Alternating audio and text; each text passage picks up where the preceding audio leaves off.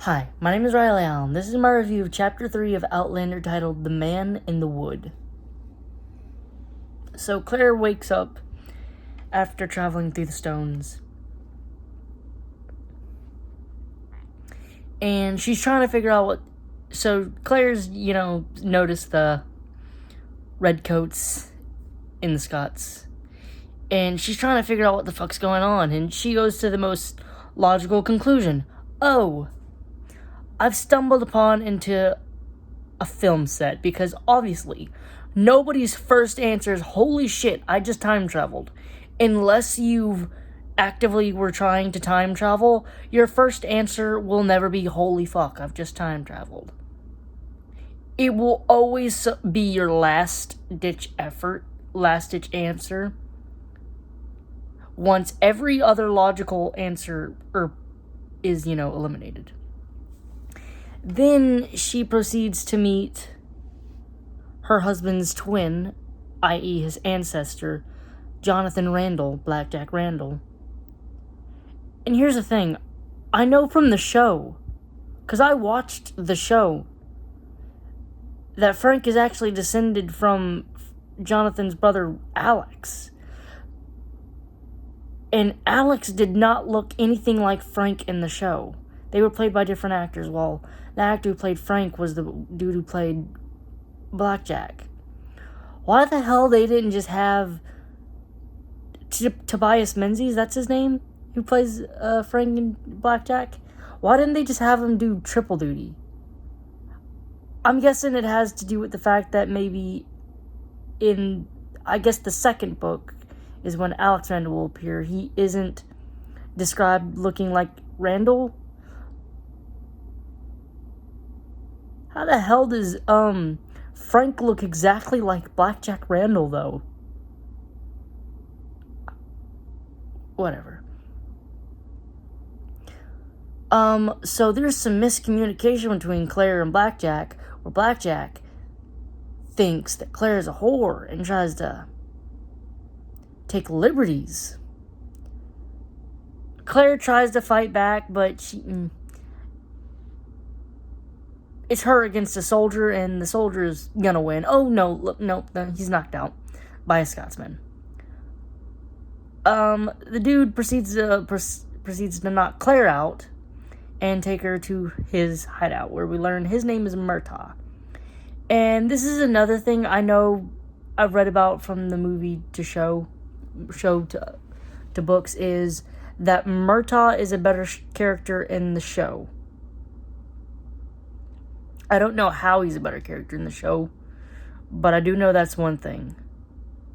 I know it's because he dies later in the show, and I don't know if it's because, if he's a better character because of that, or he had better characterization in the early season than he did in the book. Also, another one is Angus, who I believe was in this scene, part of the chapter in the show. He very well could be, just unnamed. The only other person named was Dougal, who's the leader of the troop, and Rupert, who was kind of a creepy dude. Creep, I guess, too. So they find out that Blackjack assumed that she was a whore, and Rupert's like, well, I guess I can test that out. And, Claire's comforted by the fact that Dougal says, I will uphold no rape. Granted, I don't think his follow-up comment of, we wouldn't have time for it anyways, was very comforting, but she'll take what she can get. She's also getting real confused because, oh shit, why are we all riding horses? Where's the town? She doesn't really admit it in this chapter quite yet that she's time traveled, but she's kind of getting there, and she's kind of got there.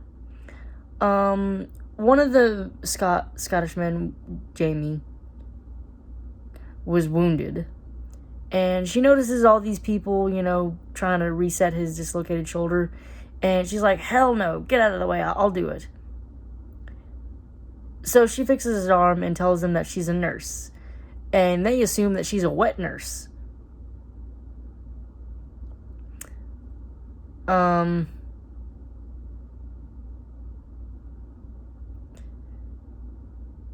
So they all get on horses and go towards their destination, which Claire does not know. She's riding on the same horse as Jamie.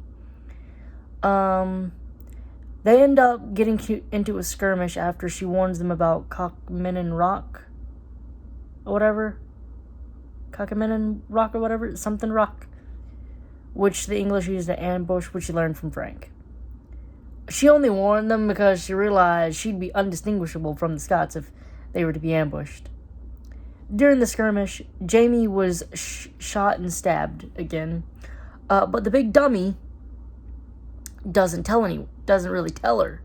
He takes Claire, who's tried to run away, but he managed to convince her to go by saying, "Well, you're not very, very big. I'll just throw you over my shoulder," which would, of course, singe my shoulder, and you don't really want that, right? So just come back with me now. Man, we barely got any characterization from Jamie, and I'm already loving his character. Of course, Jamie was stabbed and shot, so he passed out, and Claire mends him, and she tries to say that we need to just make camp right here, because Jamie can't ride. Dougal insists they gotta push, because they got only 15 more miles, and Jamie insists that he can ride. Poor Claire hasn't even been with these people a day, barely, maybe more than a day, and she's already done with their shit. Done with their bullshit. I'm with you, Claire. I kind of feel like we could have saved a lot of time. You could have saved a lot of time by just stating when you were shot and stabbed. Hey, I was shot and stabbed.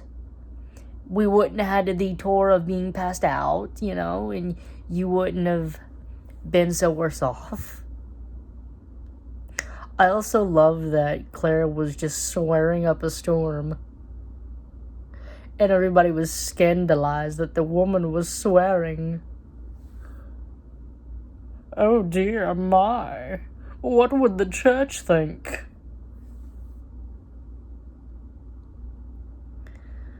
Overall, I really enjoyed this chapter.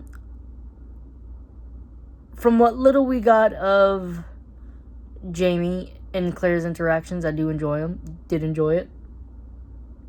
I also loved the writing of this. The way everything was described, I really felt like I was watching a scene instead of reading it.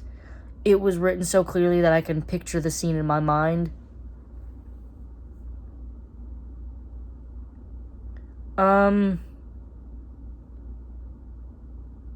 I guess next chapter is them going to the castle. So we'll get to see Claire in the castle. I should note they're also suspicious of Claire being an English spy.